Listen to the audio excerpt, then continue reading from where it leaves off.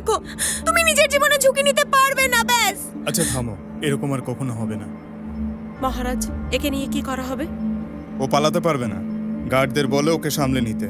আচ্ছা, মহারাজ, মহারাজ প্লিজ, আমার ভুল হয়ে গেছে মহারাজ, আমি ক্ষমা চাইছি, আপনাকে আমি চিনতে পারিনি, আমার ছেড়ে দিন, আপনি এত বড় মানুষ, ছোট লোকের মতো কাজ করবেন না।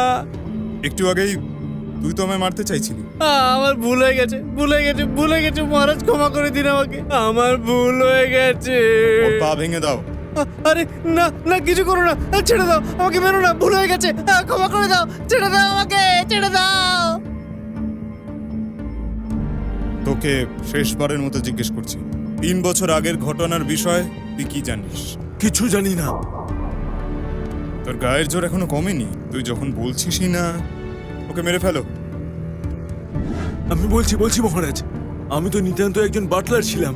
নিজের অজান্তেই জানতে পেরেছিলাম যে শহরের 3টে বড় পরিবার আপনাকে ফাঁসানোর চেষ্টা করছিল। ওরা তখন আমার কোনো ক্ষতি করেনি, আমাকে এই এরিয়ার ডন বানিয়েছিল। তারপর থেকে সবসময় ওদের হয়ে কাজ করেছি। তুই যেটা বলছিস তার প্রমাণ আছে?